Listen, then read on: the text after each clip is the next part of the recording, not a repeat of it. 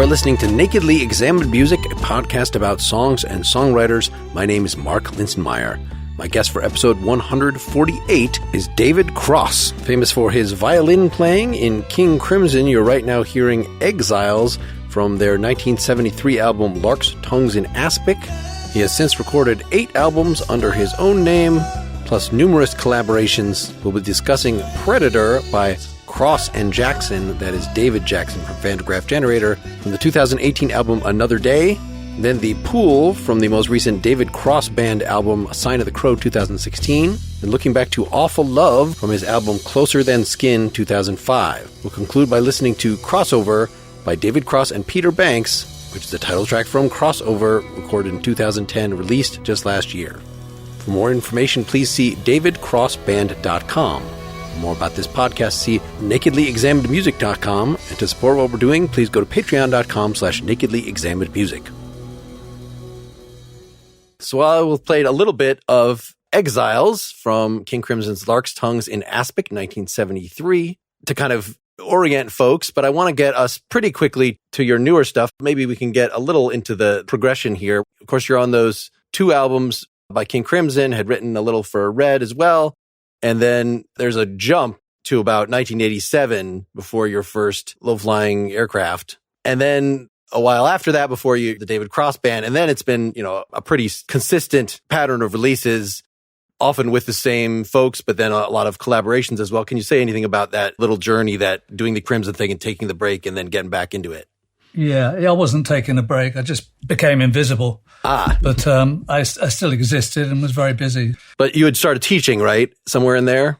My background before Crimson was I trained as a teacher. I trained as a teacher of music, and I trained as a teacher of drama as well. That had worked very well for me in terms of music, actually. But I had always been interested in acting and theatre as well. So anyway, I did some classes, did some more training as an actor, and worked as an actor for a while. So I did theatre work. I became involved in community theatre and wrote music for that. I was actually very busy, and the transition to teaching all happened kind of out of my composition work. Basically I wrote some music for a community theatre production, and I was paid for it, and the director kind of signed it off, and then I got a call from her the next day saying, thanks very much for the music you delivered. It looks great, but nobody in the band can read music, so could you come and teach them how to play it? So that was how I started teaching. Although I was qualified to do it, I'd never actually done it until that point. And that's how I kind of got into education. That was around when? 79, 80 probably. Okay, and then that moved back to doing more music, or at least having your name at the top of a project. 1989 is the first David Cross official album. Yeah, I was in stuff before that, but I was doing kind of improvised music, and nobody wanted to release any of that. I mean, I did, but nobody else did. Couldn't sell it, for love or money. I'd also got interested in learning how to play jazz. So I played in a bebop jazz band where I was just there learning, really. And then I formed my own band. And gradually that kind of transitioned into something that was more listenable, I suppose, than the free improvisation I've been doing. And that gradually became visible from low-flying aircraft onwards, yeah. So, yes, I regained my visibility about that time. But I was busy as hell, actually. Well, you've got a flood of releases within the 2016 to 2018 range. We're going to talk about the most recent full band album, which is officially a Cross and Jackson album, but it's you and Mick Paul on bass and Craig Blundell on drums. So the core of your David Cross band with David Jackson from Vandergraaf Generator, the famous sax player from there. Can you say a little about the song Predator before we hear this and the album that is from Another Day? Well, this is the opening track, and it certainly gives you a feel of what we were up to. I'm very proud of it, and I think it gets across exactly our state of mind on that day. Predator.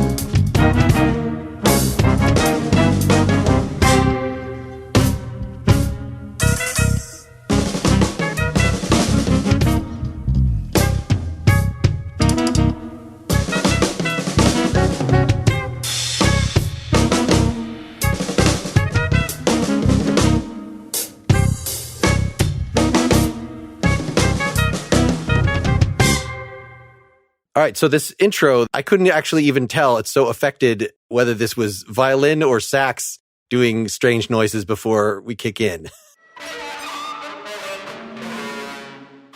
That's violin, yeah. I worked very hard on that. It has the squeakiness of a lot of what David Jackson is known for, but there's definite bowing sounds in there somewhere. I'll try to give grit to it, yeah. Yes, and then we have the main Middle Eastern sounding riff with layered saxes, which I know, so I assume he just overdubbed a lot on the recording as opposed to live where he has to use a harmonizer or something.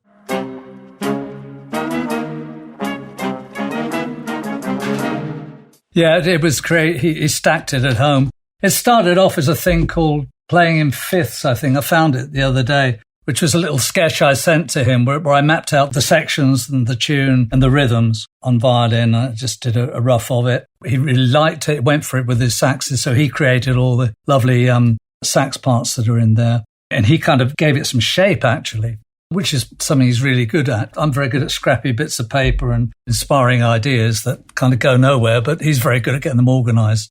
And then we got together, we looked at what he'd done, played around with it a little bit more. And when we were confident the shape was right, we took it into the studio and we put bass and drums on at that stage. So we'd framed it out before Craig and Mick came in. So that includes the drop beats, the time changes. That was all worked out beforehand, and they just listened to it and adapted to that very fast. So, they played in the studio and they did a fantastic job with it. I mean, they were brilliant all the way through this because we did a couple of things together, but most of the stuff was kind of prepared in that way or improvised, and they were just kind of dumped into it. And their empathy was extraordinary. When we were improvising, sometimes the bass player, Mick and David, just sort of moved to the same note together, out of the blue. Nothing obvious. They just ended up in the same place. So there was a lot of magic to that. It was all done on a shoestring. There wasn't a lot of money around, so we weren't using expensive studios, and things got lost and had to be found again, as they do sometimes in studios. But anyway, they put it together. And then David and I then went back into the studio, and we were then going to do solos on the top of this. We were getting ready to do that, and I had an album called Starless Starlight that was just about to come out. And while I was in the studio, and my wife had taken delivery of the Starless Starlight albums, and we were putting out a radio edit as well, a single. And all these albums had arrived, delivered on time, but with the wrong label on. They were all labelled as the single instead of the album. So I was absolutely furious about that. I didn't know what to do. Then I had to get back to the studio again, got back there. An absolutely foul state of mind, terribly angry. And we were then trying to get in these solos. And then we started talking about what we might do. And I just feel like shouting and screaming. And so I said, well, maybe we could use that. And somebody said, well, something about ancient musicians. So we realised they were talking about us as dinosaurs. And then we got into this idea that we could maybe do a battle of the dinosaurs. Jackson and Cross, these ancient musicians fighting it out. So that's what we went for. We kind of imagined the dinosaurs approaching each other and trying to fight their way out. And all of that kind of anger and edgy stuff there emerged from that. So it was all the result really of a mistake by a CD manufacturing company that triggered an enormous amount of anger that we were actually able to channel into something that I really like, that I think is really powerful and a very strong piece. So that's how Predator came about. So when you're talking about layering the solos on there, are you talking mostly about that middle section where it stays on the same chord, or is it's sort of throughout? All that stuff at the beginning was all fury. that was all how dare they, how could they, how stupid can they be, la la la. So clearly in that main dud dud dud dud dud that he's layered 4 different saxes on, but you're still finding a place to squeak and be on the side and kind of it's this very organized thing. But then improvising over that's a strange, interesting combination.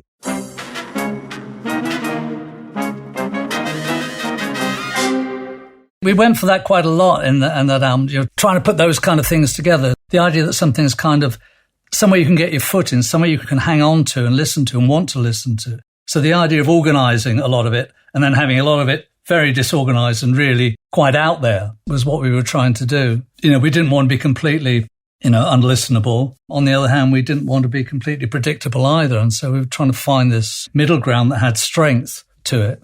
And to my mind, we did well with this album. I was very happy with it. Do you have any idea where the connection in mood came, between the main parts and then...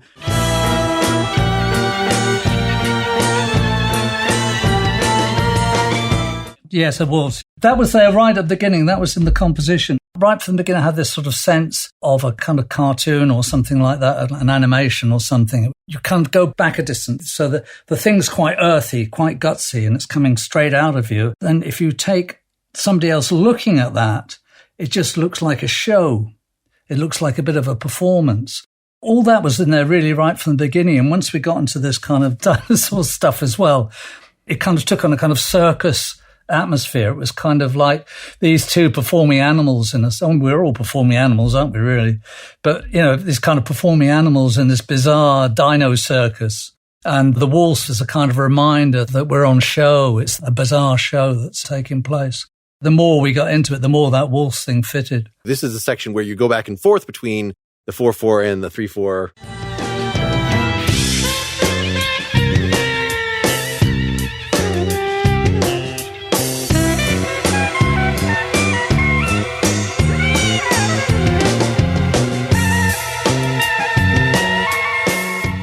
I guess first, how are you just getting that tremolo violin? Is it just the combination of playing fast and bucket loads of delay and reverb to get that soup of, that you're doing throughout that? No, it's not me. It's, I think, the producer, Dave's son, Jake Jackson. I think that's his idea. I think we had something there before that was playing that note, but I think he hit on the idea of the tremolo, and I think he found a sample that he liked. So I think that's all his invention. I really like the idea of you can be musically adventurous as long as you're being theatrical, so that when it goes into the 3/4 sections there, it's either everything is going up and then everything is going down. And, that telegraphs really clearly to the audience, even if, you're not playing in a regular key. It's not appealing in the normal way, but it's appealing in the, we're doing weird theatrical stuff now. I find it hard to articulate why those things do kind of work, but I think you expressed it very well there. Yeah, it does flag something to the audience, doesn't it? It's a bit of a comfort. It says it's all right, really. And it's probably okay to laugh at it as well. Well, but then it's going to start really kicking you. Let me play some of what I had labeled as the climax around 3:25 here, which is also starts with a waltz section here.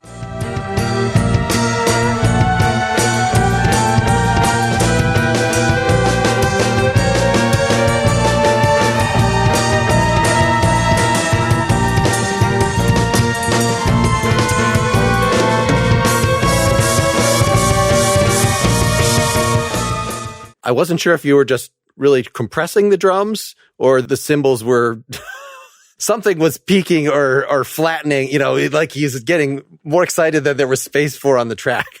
The drums, as I say, were recorded pretty much on a shoestring in one cupboard, and then at the other end of the scale was Jake Jackson, who's one of the leading producers in the UK, does all the Doctor Who stuff, and he works at Air Studios, George Martin's studio, and he's got everything at his fingertips at the other end, so he decided to do whatever that was. David and I did our best. I just listened to some of the stuff that Jake had done, and it was so good that we were delighted to get him on board to kind of finish things off. So if you don't like it, it's all his fault.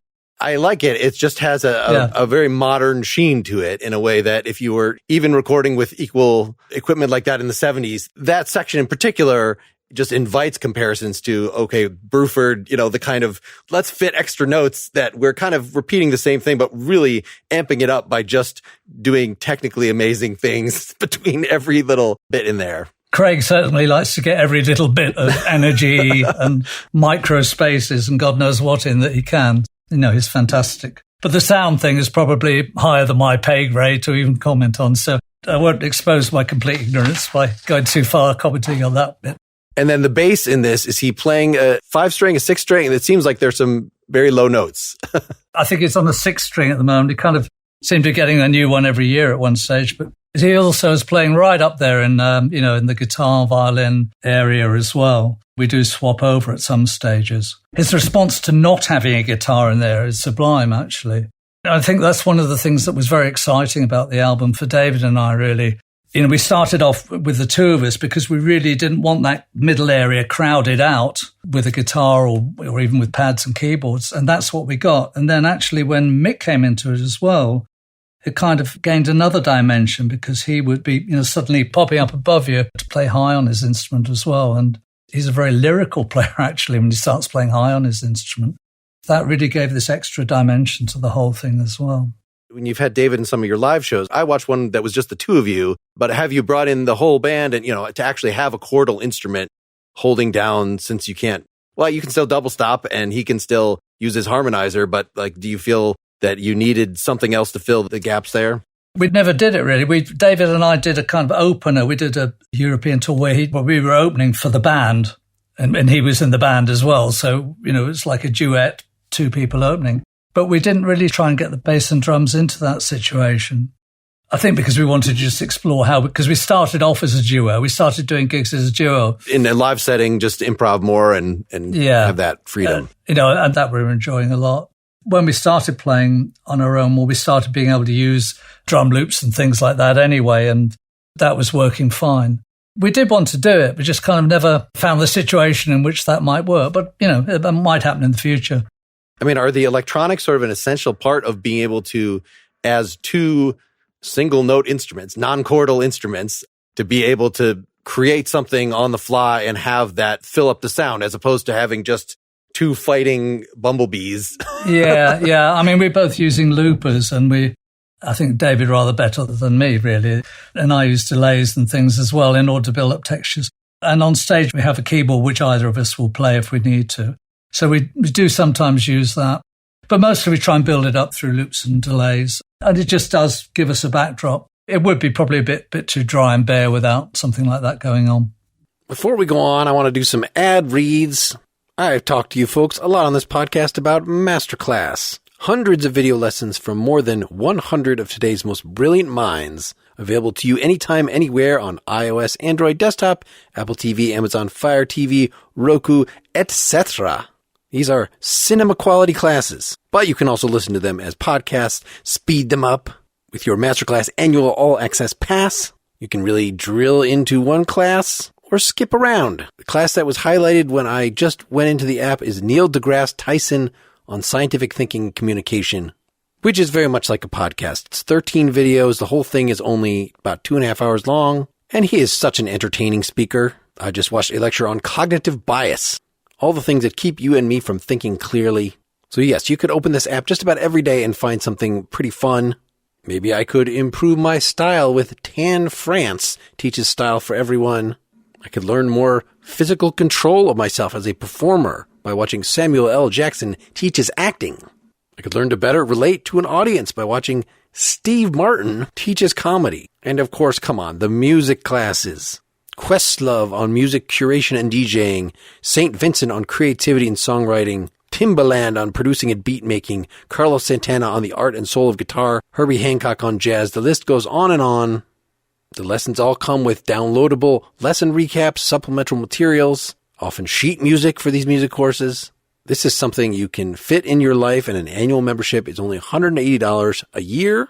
I highly recommend you check it out. Get unlimited access to every masterclass, and as a Nakedly Examined Music listener, you get 15% off annual membership. Go to masterclass.com/examined. That's masterclass.com/examined for 15% off Masterclass. I also want to tell you about the Nebbia by Moen Spa Shower.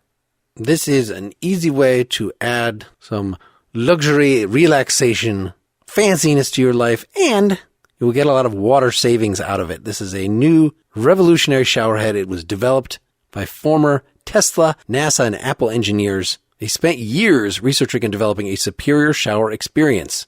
Here are two important numbers.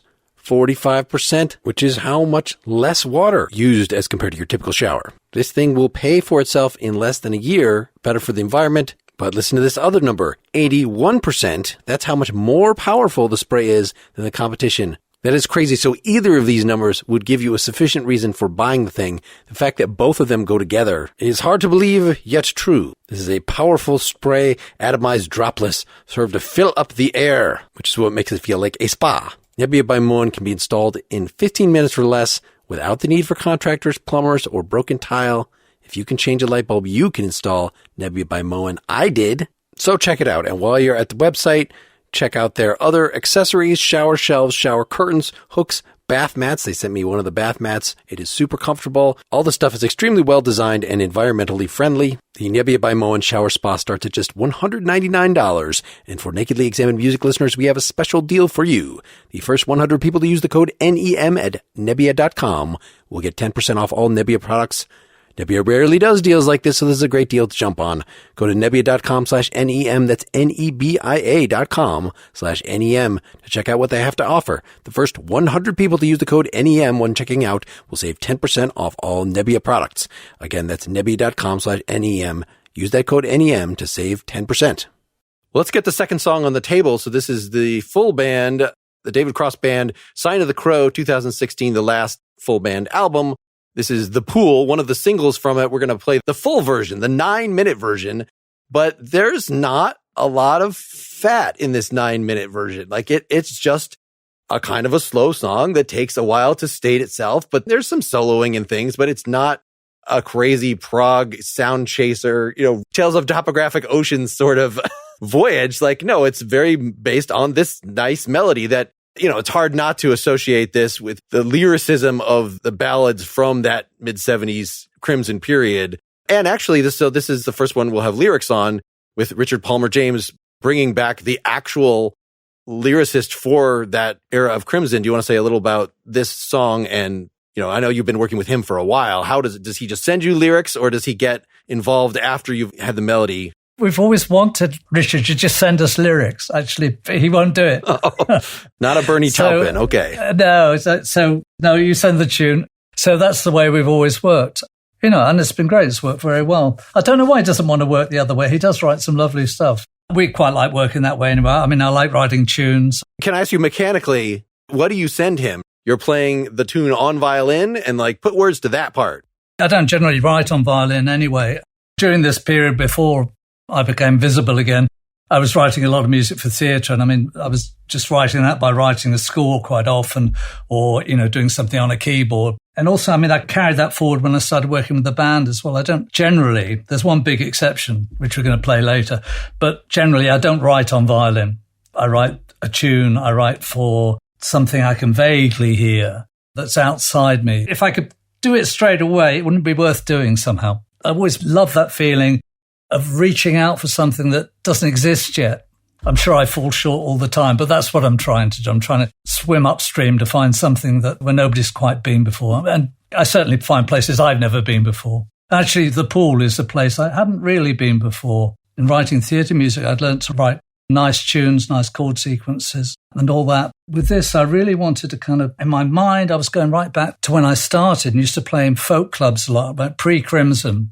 There was a big folk scene all over the world. It was the late 60s, early 70s with the singer-songwriters. I really always found those things magical in the folk club when somebody would just be playing an accompaniment on guitar and then this lovely tune would emerge. And it's just the kind of simplicity of that. I just remember transporting me so many times. And I wanted to do something like that, but I'd never got into that state of mind. But I finally did, I think, with this. I finally found that bit in me. Certainly, from a prog point of view, this is awful because you just play the same tune God knows how many times, as you said, over and over again. That's all that happens. It's ridiculous, when you've got, Craig who can play any kind of time signature, any kind of modes or scales or whatever you throw at them. And you just really want to do this tune really simply. But they just went for it and it's been great. It's one of those things that just worked also the first time. Whenever you write anything, it's always best to play them in front of people before you record them if you can. But there's always that moment just before you play it and you know whether it's going to work or not. You have that moment as you're just about to start playing and you either go, oh no, this is not going to work. Or, well, like with this one, this is going to work. Every time we play it, every time this manages to transport me somewhere else. And it's a great joy to share that with people and share in that experience with people.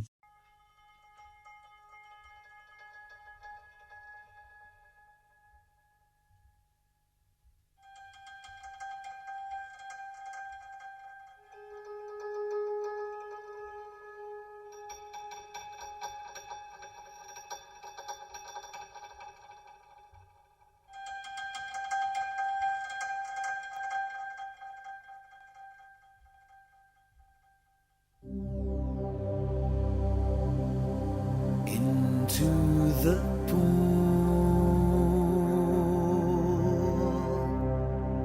deep and dark, all day, into the pool,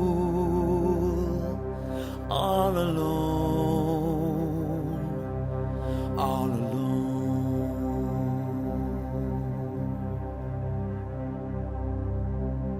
And if you need a friend, my friend, you know I'll be your guiding light into the night under a stone, feeling alone. Guess who in the world waits for you?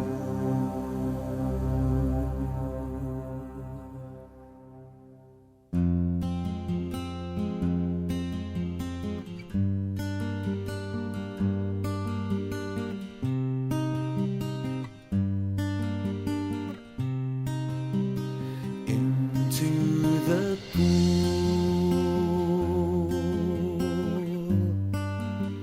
sure you'll find your way into the pool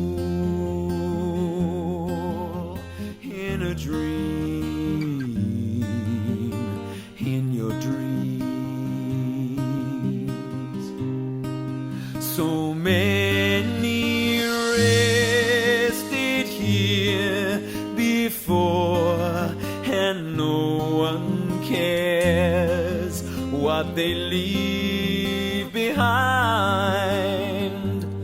All in the mind, out of your shell, into the well. Guess who in the world waits for you?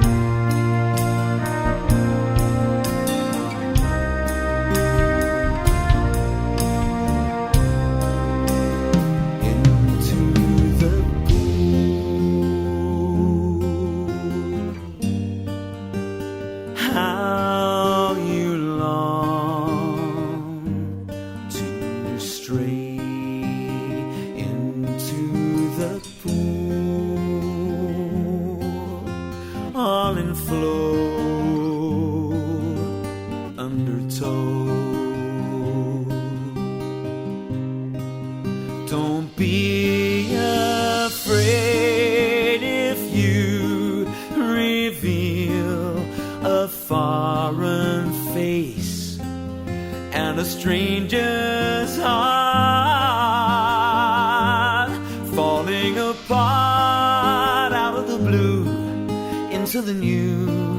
Guess who in the world waits for you?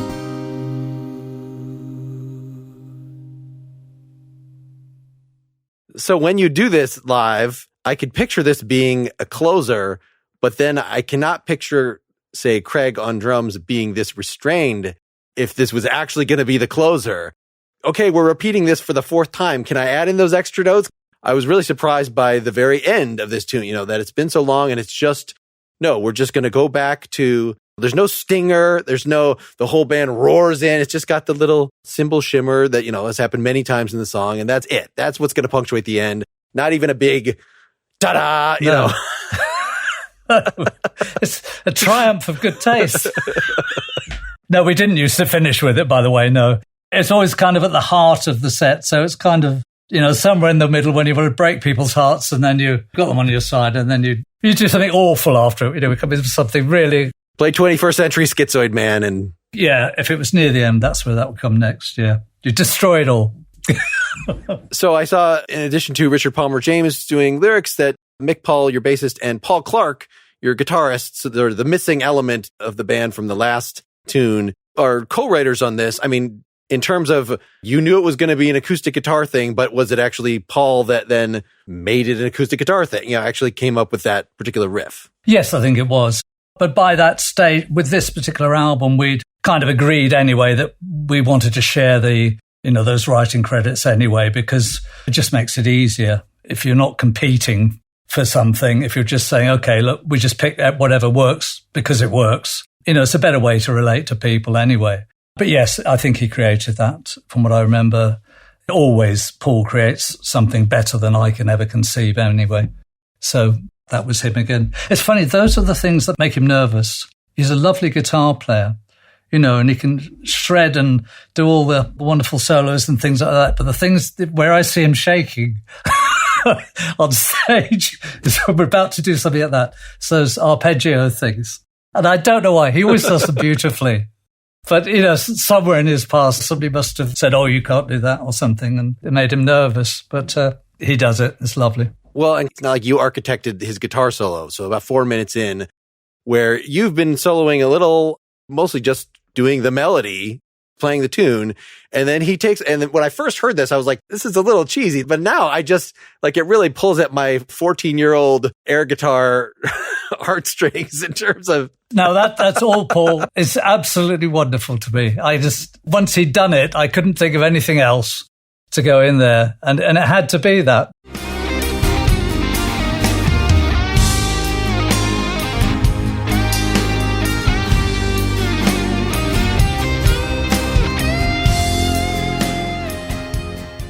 It's very different from me. I kind of tend to play a different thing every time. I'm, constantly improvising. If ever I've got to do, a video of something I've done, it's impossible because I've improvised it and then I've got to learn the damn thing and it's too complicated. But he works things. He works solos. He'll start with something improvised and then build it up, build it up, and build it up. Once he's got it right, he sticks with it. And this is one of those. It's a beautiful solo. Let me play a little of your solos.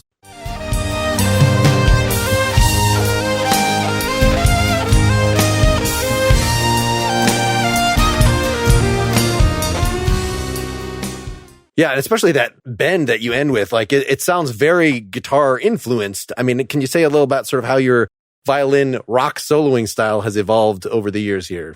When I started on violin, I listened to other people, obviously people like, Jean-Luc Ponty, and I think it was Sugar Cane Harris, I think, the violin player that I really did like. He was a really bluesy player. But, I quickly felt that violinists weren't the people that were kind of exciting me as much as, guitarists, and sax players, right from the early times. I mean, obviously John Coltrane, was very, very exciting. Working with Robert Fripp, of course, was incredible. And I learned so much just from listening to him play, watching him play, seeing how he coped with things, going right and going wrong. One of the things that's funny about his style and like Steve Hackett and other folks that I really like is they're trying to sound like a violin. Yes. Yes. I'm probably doing it better sometimes. One of the things that worked for us when I was in King Crimson, as during my time with them, things just got noisier and noisier, and the kind of space for nice, quiet violin solos and things and subtle rhythms increasingly got lost. But one of the things that always worked was what we just used to call the long line or the long duo. And it was just Robert playing violin lines and me playing on a violin doing the same kind of thing and weaving together. That always worked.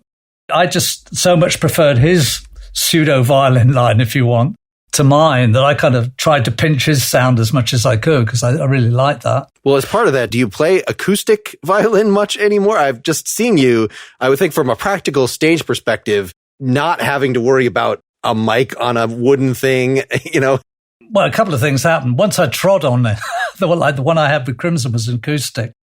And I carried on working with that. And I was working in community theatre and I was doing a pantomime or something. And I had the violin down and play a bit of that. And I had to conduct the band.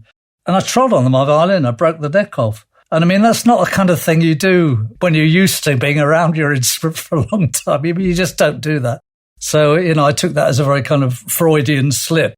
That was maybe I'd had enough of it for a while. It did kind of make me think. It just forced me to think, is this what I want to do? Do I want to play the violin? I played a bit of keyboards as well. Do I want to do that? And eventually I decided I did. But it was definitely electric violin when I got into it. And I found progressively, as I came to terms with the electric violin and started to make it my own and get my own sound, I became worse and worse at being able to play acoustic violin, and I would kind of use it a bit for teaching. And increasingly I found, I was not able to get a decent sound out of it. I'd play something and my students would look at me and say, did you get that wrong? Did you really sounding like that? It was pretty bad. And so I kind of finally pretty much gave up on that. And my life's been much better since then in terms of my relationship with the instrument. Yeah, I absolutely love electric violin now. And I'm trying to develop a new hybrid instrument with a violin maker in this country at the moment, David Bruce Johnson. I use the thing, an instrument called a V-Electra that he's made. The playability of it is wonderful. He's got machine heads back at this end rather than, pegs at that end. He's also spaced out the strings. He's a 5-string, but he's spaced out the strings just enough that it's much cleaner to play. Usually they try and force the 5 strings into the sort of space of a 4-string and it gets very cluttered. But he's opened it out and just makes the playability of the instrument so much better. So you add a low string, right, to give your... Yeah. It's like a viola stroke violin. And then I've got a nice octave pedal now and that drops the whole thing down into cello range. I saw that when you're doing live and, remarkably accurate. I interviewed Julie Slick, who was a bass player for another Crimson offshoot, and just the fact that she's using electronics that bass is the thing I learned to play, but I don't have to play bass notes, that you can just play anything you want. It's fine. So you feel it's just an octave, or do you feel like you now have conquered the tonal space? What I haven't conquered is the transition, actually. I can get a good cello sound, but I've started trying to do when I practice, trying to do scales that join them up. So I'll go up in the cello range and then try and transit, but I haven't working on it now, but I haven't been able to transit the sound successfully yet. There's a tonal quality that changes because I have to drop that pedal out and then I switch to playing on kind of as if I were a viola and it lurches at that point. So at the moment, they're still working for me as 2 separate instruments. I can either play my cello violin or I play my violin in terms of sound, and they're kind of separate. And I would like to, because it would be really nice to go, and really jump that gap. Well, I suppose the limiting factor is that you're still dealing with the acoustic sound of the violin as opposed to what I was just describing with Julie, where she's basically triggering a synth pad, that could be anything. So what is your default effect, say, in this song when you start doing the melody? Is it just reverb and you're trying to, get as much of that straight violin sound as possible, or is there some chorus in there by default? Again, I'm changing constantly. So there's no default. It's Well, I had a very stupid default really for a long time, which was a lot of reverb. And I still have patches where I've got a controllable reverb. The problem is that you're working with what you're hearing. And so if I was not hearing myself properly, one of the things that go flat down would be all the reverb. And actually it just made things worse, but I could probably hear it a bit better. Things would sound too dry to me on stage and I put too much reverb on. So that was a bad avenue to go down. I mean, I love distortion. I love using a kind of fuzz effect. I love that. What I'm using at the moment that's kind of has been working for me is kind of half-second delay. It's an attempt to kind of emulate the body of an acoustic instrument, I suppose. But I've gone beyond that now. I've got a Stradivarius in a box now. Let me just play one last little section from here. So this is 458 in where the guitar is harmonizing you, where you're taking the melody that lets you really do that, dual guitar thing that shows how your sound actually works with this.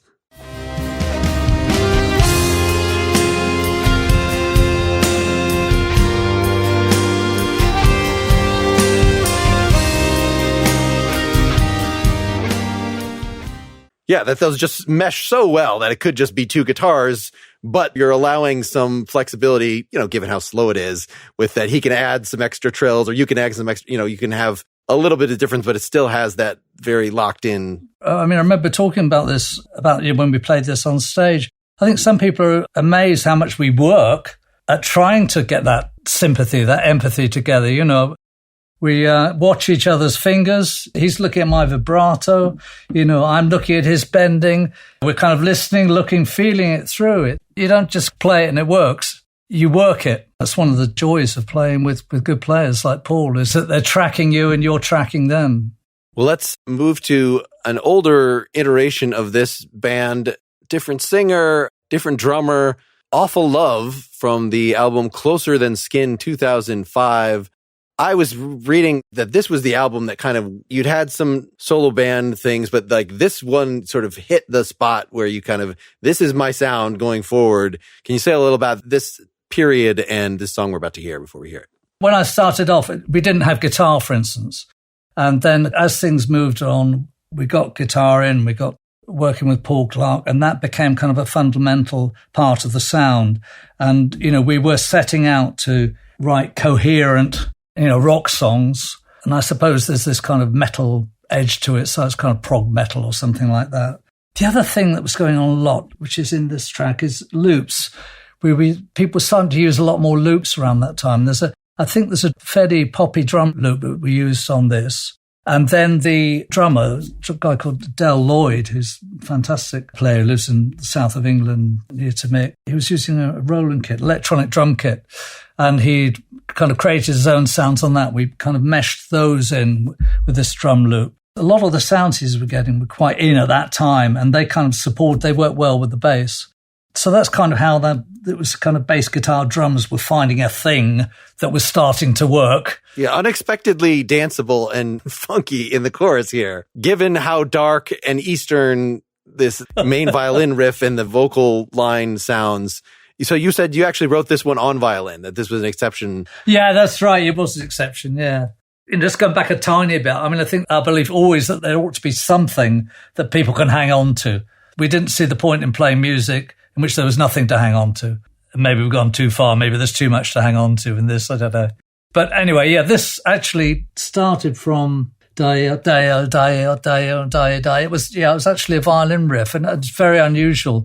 We were probably doing quite a lot of jamming at that time, so it's probably something that I played in rehearsal, and somebody said, "Oh, that sounds interesting. Let's see how that works." Because I had a couple of riffs. So there's a dirty, woof, and the hands slide up and down the violin. Playing in fifths again, use a lot of that. Yeah, I think I got that first riff, and that seemed to work okay. And then I think I developed the other second riff that went with it to try and keep it in the violin. It's unusual. I'm not very good at time. I'm not a rhythm player. My sense of where the bar line is, I've never cared about that. Get there early, get there late. It all sounds good. Having to be the one holding things down isn't really my style. So I guess that's why quite often that, I don't formulate riffs and hold on to them. I'm just not very good at it. But this one seemed to hit the spot. Once we got that loop in, it started to really work.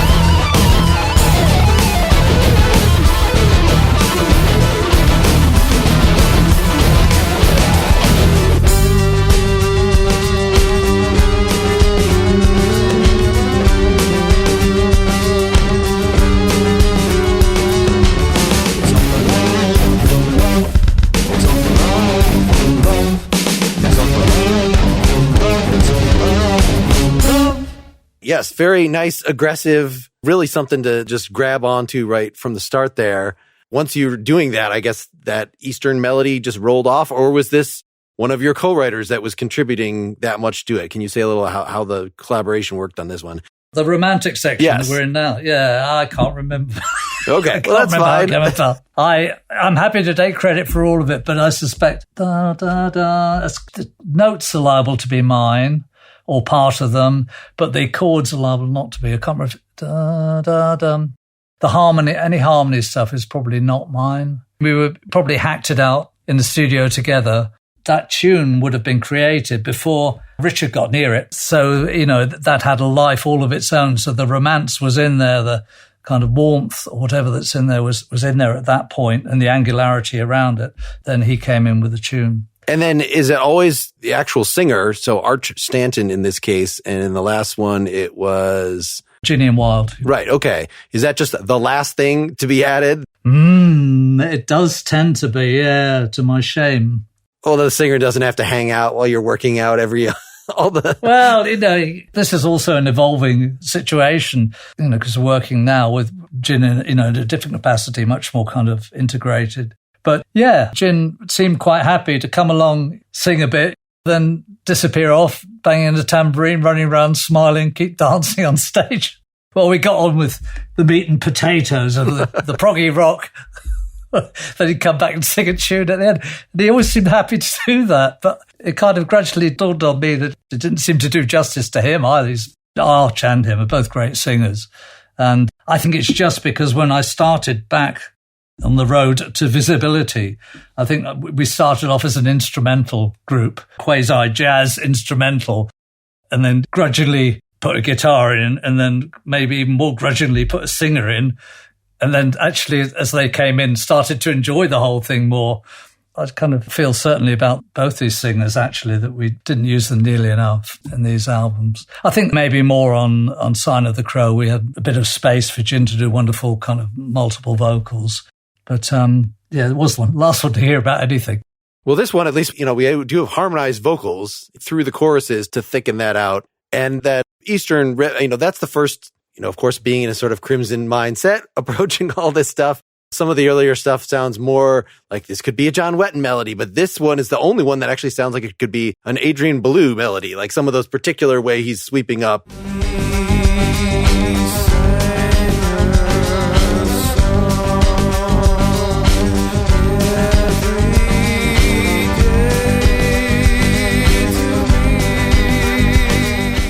But that's just when you're trying to sing something that was probably written on violin, or that is purposefully trying to be not a nice melodic like Into the Pool, which just rolls off your voice, like as if you just wrote it there singing and strumming. Whereas this one is more of a, we're trying to do something that is hitting something a bit different. Yes. Yeah, it is. There's some very unexpectedly, once you've got guitar in the band, whether it's just different guitar distortion technologies since the 70s, like Red has been called a proto heavy metal album, but like there's definite to the point of, I don't know if you know the band like Opeth, but these bands that are prog bands, but that have, the Cookie Monster vocal and the heavy guitar. And that's an interesting element to add. So just 41 seconds in, it was kind of startling to me to hear this rhythm guitar sound here.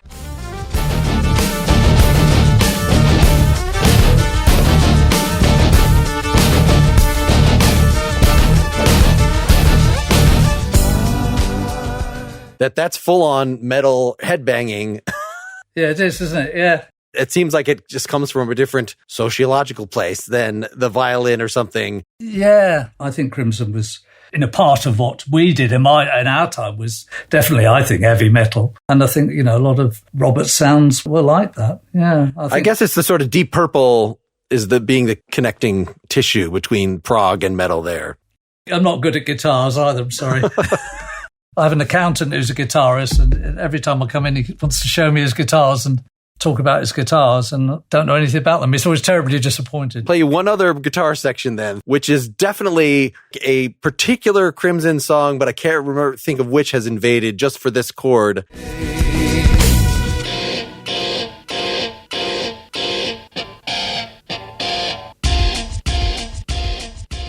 That's a direct quote from Larks Tongues and Aspic Part 2. Okay, there you go.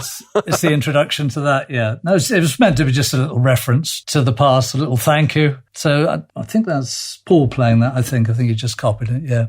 Well, and that gives you the opportunity to do your most blistering violin solo that we have yet had on this interview. That really is just doing Flight of the Bumblebee levels of... It is Flight of the Bumblebee, isn't it? Yes. That was some advice from Paul. He's I remember he said, because sometimes you used to have conversations like, what should I be doing now to get better? How do I get better on this? And he said, well, try and play something that's very difficult to play, like Flight of the Bumblebee. So I had a look at Flight of the Bumblebee, and it was much too hard for me to play. But so this is my feeble attempt to try to do my rock version of it. Yeah, it is the Flight of the Bumblebee gone wrong. The fact that and the heavy metal stuff is in the same song as... We haven't actually talked about the chorus here. Let me just play a little bit.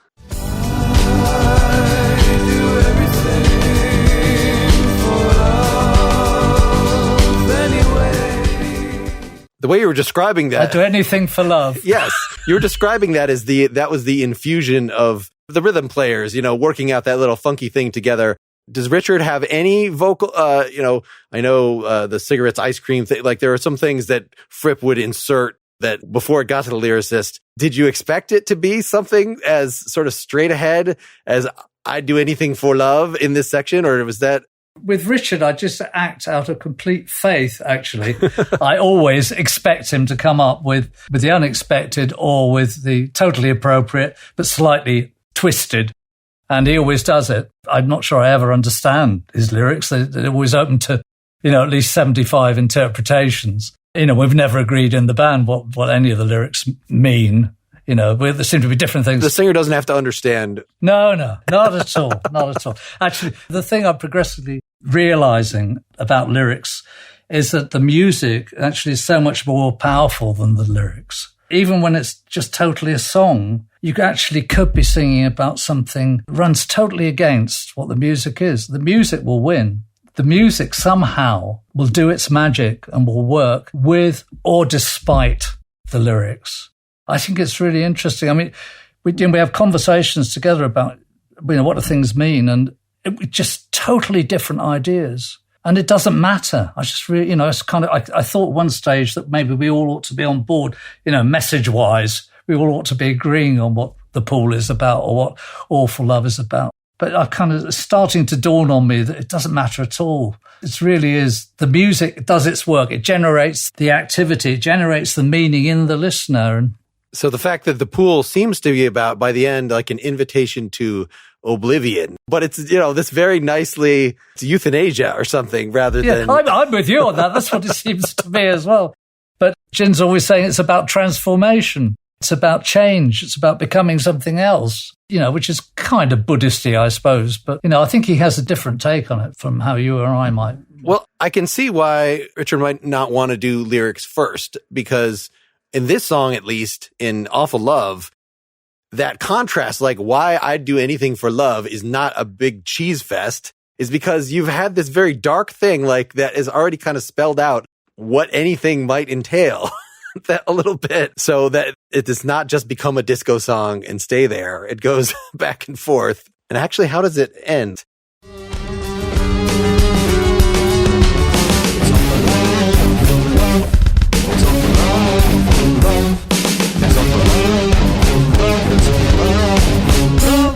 That's a weird kind of theatrical ending for what's happening right before that, which is, was he playing Ebo? Do you know that, just to get that super sustained, that violin-like tone that he's playing on guitar while you saw away and do the rhythm? Yeah, I don't know. Okay. I don't know what he's doing. Might just be a lot of distortion. Yeah. It's, it's not that hard to get. But then the fact that you do this repetitive riff thing at the end, what can you say a little about? Do you remember what the decision process was? That there from the start, or was that something that evolved with the band? I think that's very much a band thing. I think that's just where we got to. Sometimes it's stuff like, the tape running out or somebody having to leave early or something like that. And that's the point you finished at. And actually, that sounds good. I think it had to finish up in the air somehow. It had to finish kind of inconclusively. And I think it does that. It's the rhythm. It's all for love, all for love. It's all for love, awful love. It's all for love, all for love. And it's gone. There we are. Well, in moving toward wrapping this up, I wanted to have you talk a little more about, we talked about the band stuff and how that developed, but then a lot of your output is these collaborations. So we've heard the David Jackson one, but that's still, you were saying that the rhythm players were added after the fact, but the result is that it sounds like a continuation of the band project, even though you don't have the guitar and the vocal in there still. So we're going to wrap up with one that you did with Peter Banks, which I see was just you two jamming together over a day. And it seems like that might be the more typical. I don't know. You've done a couple with Andrew Keeling, who's on flute. So another sort of two instruments, but both of you are composers.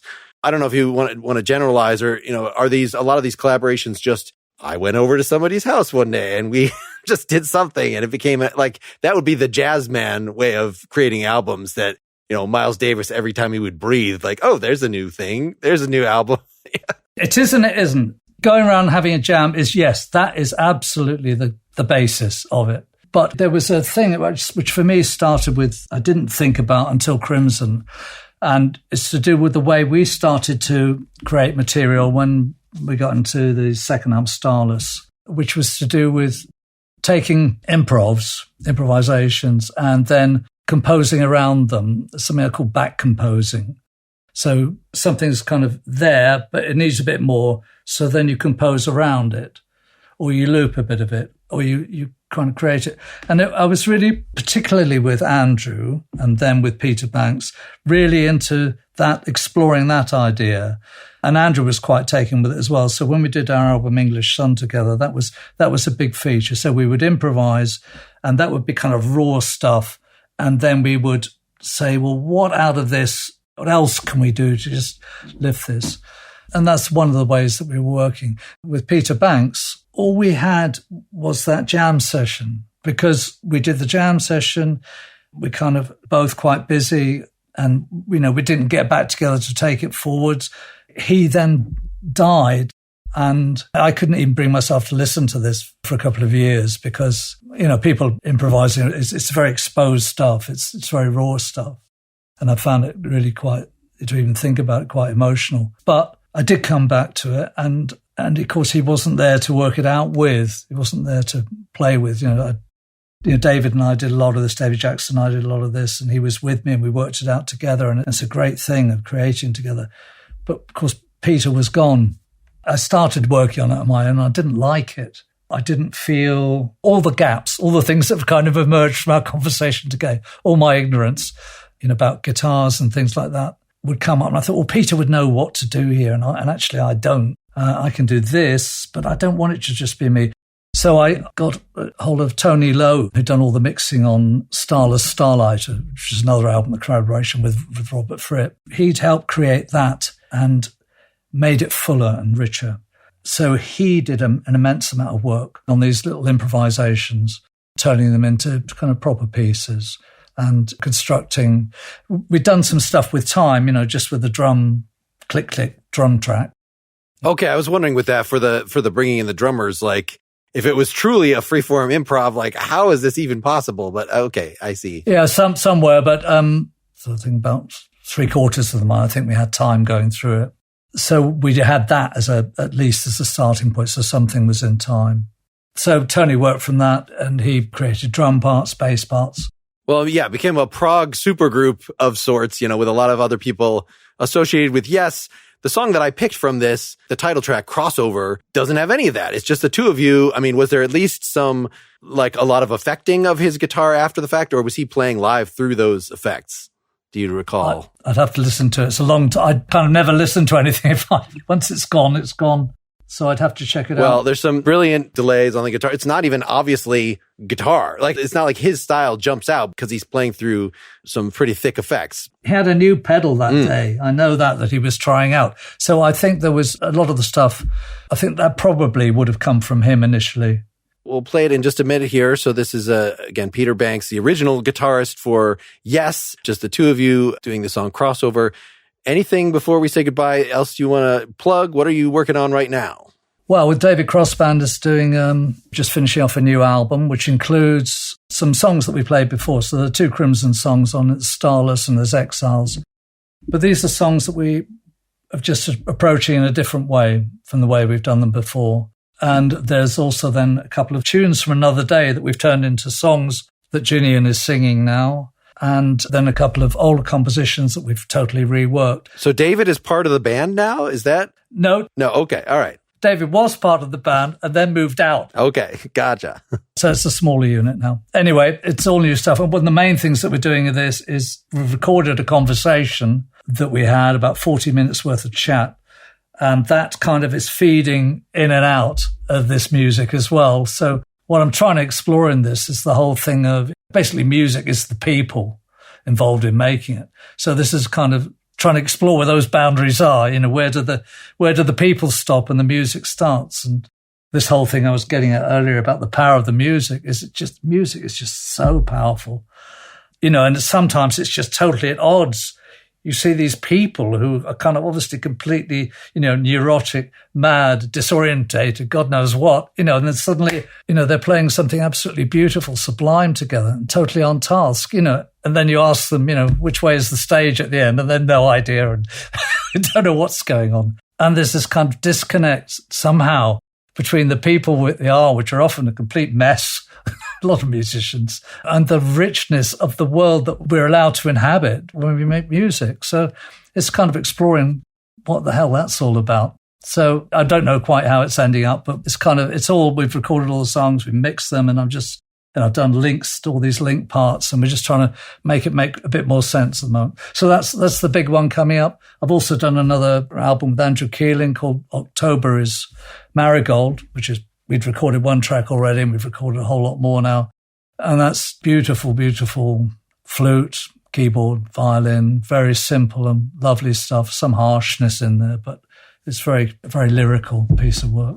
So I'm very pleased that that's going to come out this year as well. So those two things. Not bad for a pandemic year to get. Not bad for a pandemic year.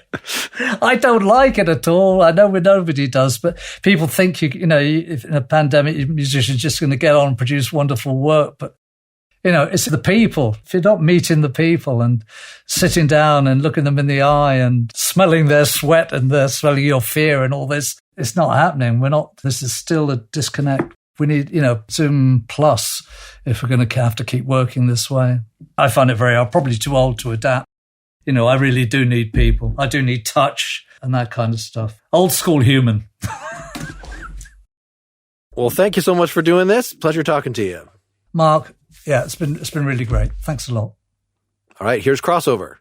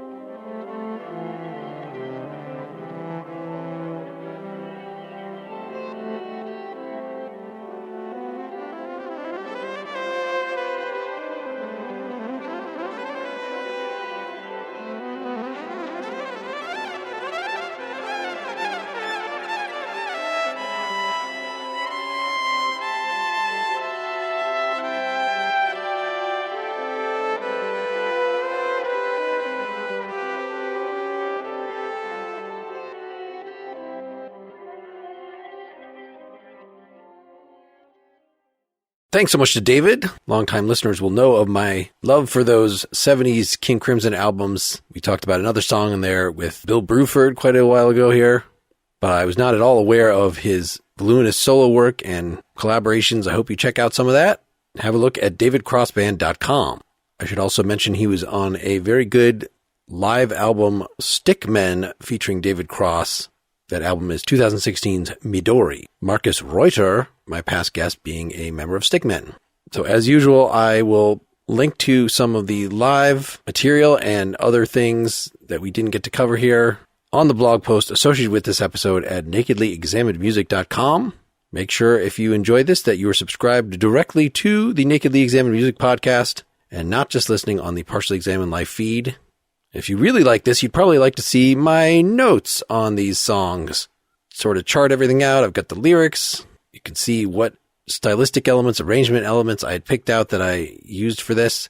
I post a link to those notes with my posting for this episode on patreon.com/nakedlyexaminedmusic. And you'll get those if you support me at any level. And I know it's difficult to justify putting money into not only the music industry at all, but into somebody like me who is merely talking with promoting things in the music industry. But I assure you, this thing barely makes a profit from the commercials. I would really urge all regular listeners to go in and sign up for however small a per episode donation you can afford. It could be a quarter. That'd be fine. Just get on the list. Show that you are a supporter. My next episode will be with Rob Abernethy. Amazing guitarist, has done a lot of video game soundtracks. Then Josh Caterer from Smoking Popes. And then I most recently talked to the Irish singer-songwriter, former singer of Micro Disney and the Fatima Mansions, Cathal Coughlin. Hope you come back. Thanks for listening. Keep on musicking. Until next time, this is Mark Linsenmeyer signing off.